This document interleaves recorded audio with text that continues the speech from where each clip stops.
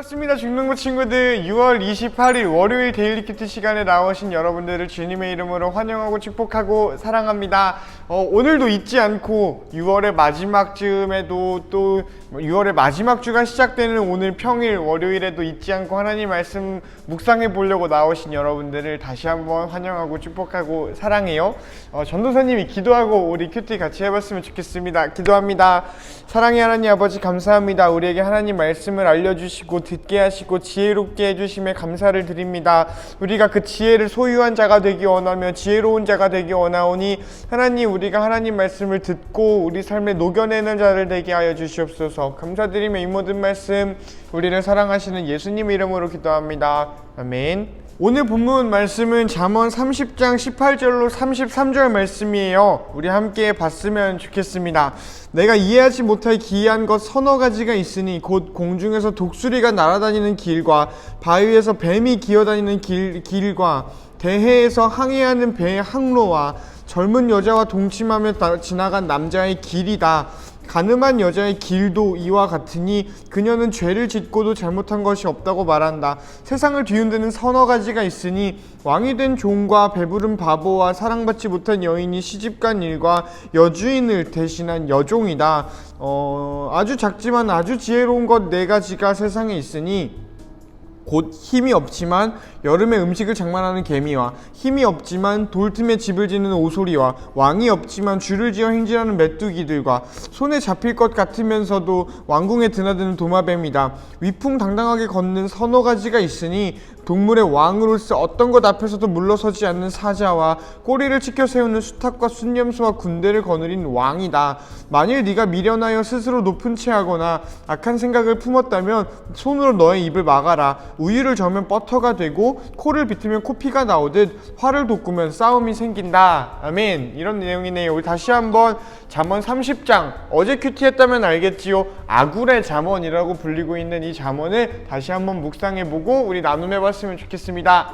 시작! 여러분은 어느 부분에 좀 마음과 눈이 갔나요? 우리 다시 한번 이렇게 말씀 봤을 때 여러분 스스로에게 다가온, 여러분 개인에게 다가온 하나님의 감동케 하심이 있었기를 바래요. 우리가 그런 거를 묵상한다고 하지요.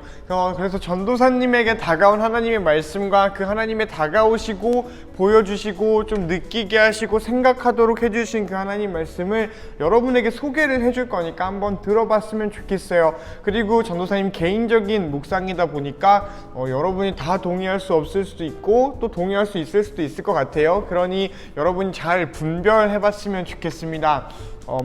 뭐 틀린 거는 아니고 서로 다른 것일 테니까 말이에요.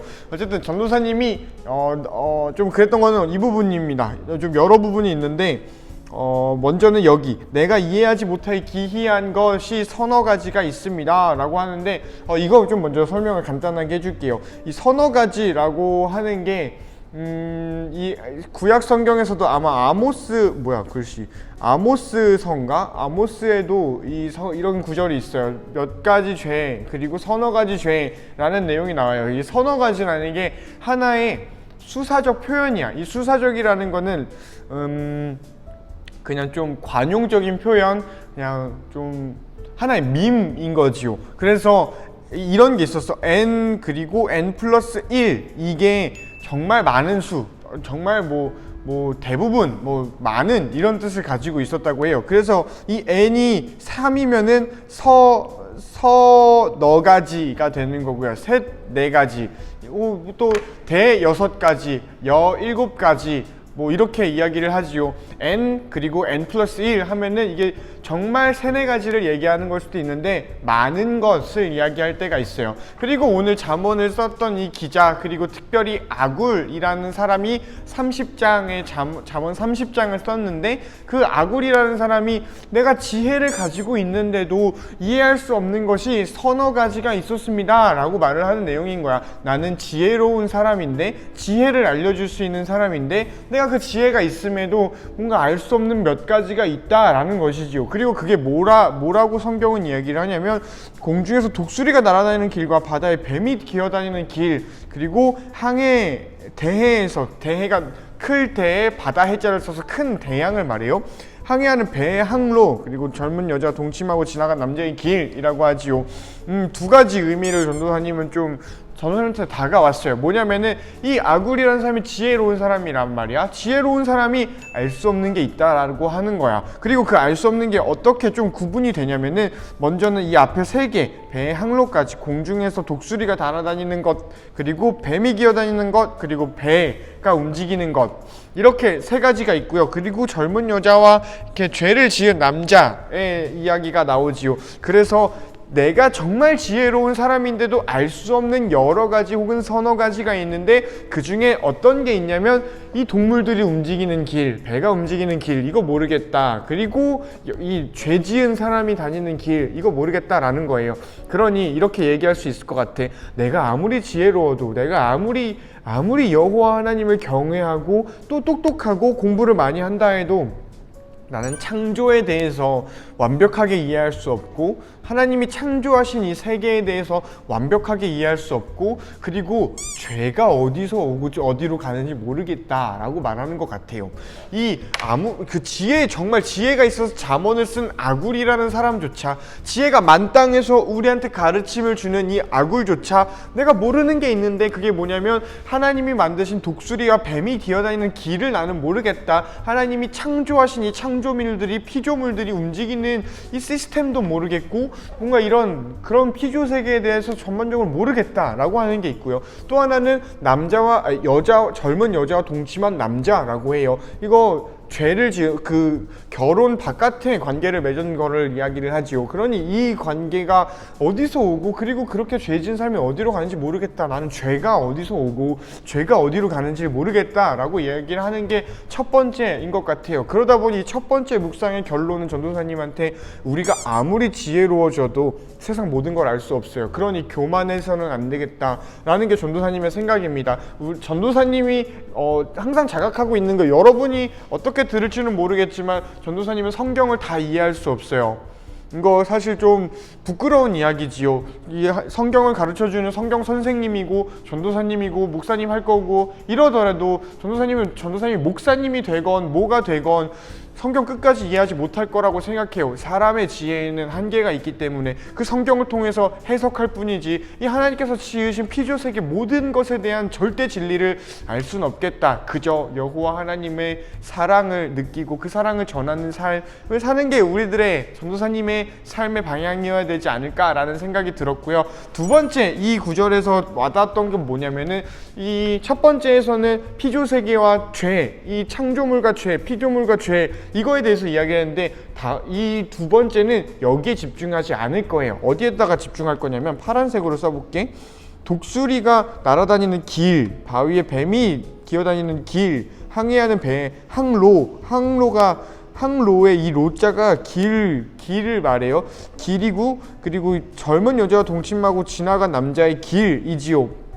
그러니 이 길에 대한 게 다시 한번 나와요. 잠언할 때도 몇 번 길이라는 공간적인 개념을 이야기를 했었고요. 바로 어제 설교였죠. 어제 설교에서 사람이 마땅히 있어야 할 자리, 그 공간을 떠나는 게 뭔가 모든 죄의 시작이겠다라는 이야기를 나눴더랬지요. 그러니 오늘 여기서 말하는 이 길이 나는 어디로 가야 되는지 모르겠다라고 말하는 겸손한 고백이겠다라는 것이 있어요. 그리고 어제 설교에서도 마땅히 사람이 가야 할 그 길, 의인의 길, 악인의 길을 따라가지 않고 그 꼬드김에 넘어가지 않고 그들의 의자에 앉지 않는 것, 그 시냇가에 심긴 나무가 되려면 시냇가에 있어야 하는 것, 우리가 그 자리를 지키는 것, 이 공간적인 걸 떠나지 않는 이 길, 좁은 길 놓치지 않아야 됩니다 라는 이야기를 했던 기억이 났더랬습니다. 그러니 이 길을 아는 게 정말 중요한데, 우리 여기서는 이 길을 모르겠다라고 이야기를 해요.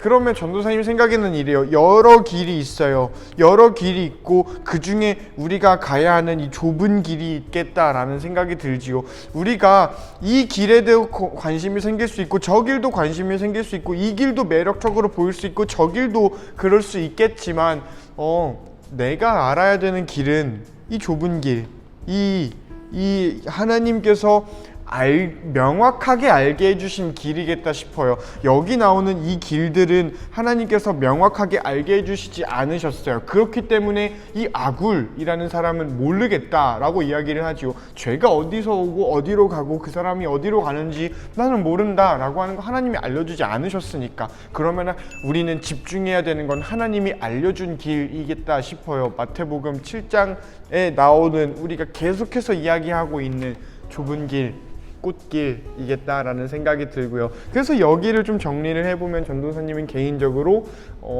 내가 아무리 똑똑하고 우리가 아무리 성경을 읽고 성경을 더 잘 이해하기 위한 책들과 과학 지식을 활용하고 우리가 좋은 관계들을 맺어가면서 웰빙 라이프를 즐긴다 해도 절대 알 수 없는 것들이 있습니다 라는 게 우리 인간들의 한계라는 게 좀 있었고요. 그리고 나서 좀 생각이 되어지는 거, 그 길, 여러 길이 있고 흥미로워 보이는 길이 있지만 우리가 정말 집중해야 하는 그 길은 하나님께서 알려주신 길, 예수님께서 보여주신 길일 테니 우리 이 좁은 길 계속 같이 갔으면 좋겠다라는 게 전도사님의 어떤 묵상이었습니다. 그리고 나서 좀 더 이야기해 볼 만한 게, 여러분도 여기서 많이 좀 체크가 됐을 거라고 생각을 해요. 여기 프레이즈를 보면은 아주 작지만 곧 힘이 없지만 왕이 없지만 손에 잡힐 것 같은, 허접같이 보이고 만만해 보이지만 잡히지 않는 것이라는 의미겠지요. 이 네 가지를 표현해주는 마지막 한 구절, 그러니까 하나의 개념을 구체적으로 얘기했을 때 네 개의 개념, 힘없고 왕 없고 손에 잡힐 것 같다 라고 하는, 이거는 공통적으로 아주 작다라는 게 있어요. 그리고 이 아주 작은 것이 아주 지혜로운 것이라고 이 잠언은 이야기를 하지요.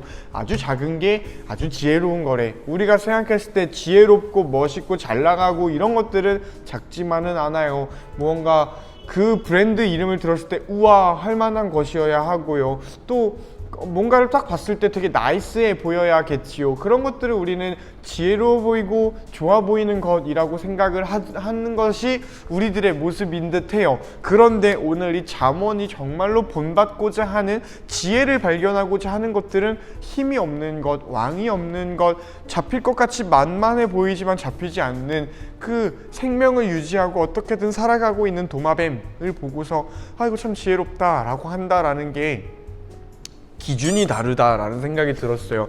세상은 지혜로운 사람이라고 하면 저 사람이 스카이를 나왔대, 인서울에서 학교를 다녔대, 저 사람이 유학을 갔다 왔대, 저 사람이 영어를 잘한대, 저 사람이 성적이 좋대, 저 사람 친구가 누구래, 이런 것들을 보고서 야 그 사람 괜찮겠다, 야 그 사람 좀 믿고 볼만한데, 야 그 사람 지혜롭겠는데 라는 말을 해요. 그 사람이 하는 얘기 들어볼만 할 것 같은데 라고 하는 게 지혜롭다 라고 반증하는 거니까, 뭔가 잘 나가는 사람이 말하면은 그래 네 말이 맞아 라고 어그리를 하지만, 우리가 그렇지 않은 사람들에게는 안 그러지요.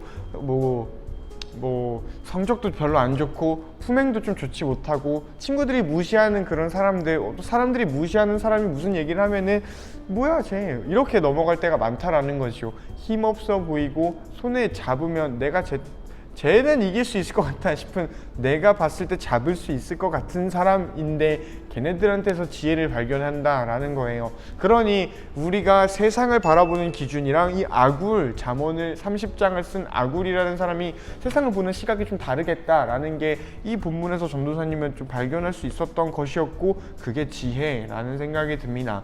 우리가 세상을 살아갈 때 지혜로워지는 방법은 세상의 방법대로 똑똑해지는 것 물론 필요하고 전도사님도 잘 이용을 해야 된다라고 생각하는 부분이지만, 거기에 모든 것이 있지만은 않은 것 같아요. 우리는 세상을 다른 시각, 하나님의 시각, 하나님의 마음, 하나님의 눈물 어린 그 시각으로 세상을 바라보고 그 세상을 살아가야 되지 않을까. 그러면은 그럴 때 우리가 주목해야 될 것은 아주 작은 것, 힘이 없어 보이는 것이겠다라는 생각이 듭니다. 그리고 그냥 뭐 우리의 시각을 그렇게 해보자 이런 것도 있지만, 그냥 우리 삶에서 아주 작은 부분에서 어떤 지혜를 발견해 보는 것도 큰 의미가 있을 것 같다라는 생각이 들어요. 가령 아주 작은 텀블러 사용하는 거, 일회용기 사용하지 않는 거, 플라스틱 칫솔 안 쓰고 나무 칫솔 쓰는 거, 이런 것들이 있겠지요. 뭐 갑자기 얘기가 이렇게 샜었는데, 그렇게 우리의 삶의 작은 부분에서 무언가 지혜로운 대상을 발견해 보는 것도 우리에게는 참 의미 있는 일이겠다라는 생각이 듭니다. 그리고 여기 여러분도 많이 봤을 만한 여기인데 이거 당연한 이야기를 하는 거예요. 네가 미련해서 스스로 높은 체하거나 악한 생각을 품었다면 네 입을 막아라. 여기도 얘기하죠. 말 조심해라. 잠언의 지혜는 말에서 비롯하는 게 참 많아요. 네가 스스로를 교만하게 할 만큼 높여버리는 말을 할 것 같으면 그게 악한 생각이니까 그 악한 생각이 바깥으로 생각이 입으로 나오기 전에 네 입을 막아라 라고 이야기를 하지요. 우유를 저으면 버터가 돼요. 이렇게 단순히 젓는다고 버터가 되지는 않지만 저으면 버터가 되는 거 당연한 거지요. 코 이렇게 비틀고 코 때리면 코피 나는 거 당연하지요. 그런 것처럼 화를 돋구면 싸움이 생기니 내가 너한테 시비를 털면 너가 나한테 화내고 너가 나한테 시비를 걸면 한두 번 참아보겠지만 전도사님도 너한테 꼬장을 부릴 수 있는 것이 있지요. 그러니 당연한 것이라는 거예요. 그리고 이 당연한 것에 대한 문장들이 있기 전에 나오는 게 이 문맥이지요. 네가 스스로 높은 차면 악한 생각이니까 네 그거 말하지 마. 네가 스스로를 높이는 그 마음은 악한 생각이고 그런 말을 하면은 당연히 싸움이 생길 거야. 당연히 그 결과가 뭔가가 있을 거야 라고 경고하는 메시지라는 생각이 좀 들어요. 그러니 이 교만, 여기서도 이 교만을 나아가서 교만이 말로 표현되어지는 것, 이거를 경고하고 있는 게 아굴의 잠언의 마지막 엔딩이겠다라는 생각이 좀 듭니다. 그래서 오늘은 좀 짧게 여기 부분 다 할 말을 해봤던 것 같아요. 한번 이렇게 해보고 싶었어요. 어디 집중해서 하는 것도 좋은데 한번 쭉 훑어보면서 이 본문에서 전도사님이 개인적으로 묵상해봤던 본문은 개인적으로 삶에 적용하고 삶에서 순종하려고 한 말씀에 느낀 점은 이런 거야 라는 걸 여러분한테 보여주고 싶었어요. 여러분에게도 여러분 각자의 어떤 느낀 점이 있고 묵상이 있었을 거라고 생각을 해요. 그거 잘 붙잡고 하나님 앞에서 살아갈 수 있는 이번 한 주간 또 7월로 넘어가는 우리들이 되었으면 좋겠습니다. 안녕.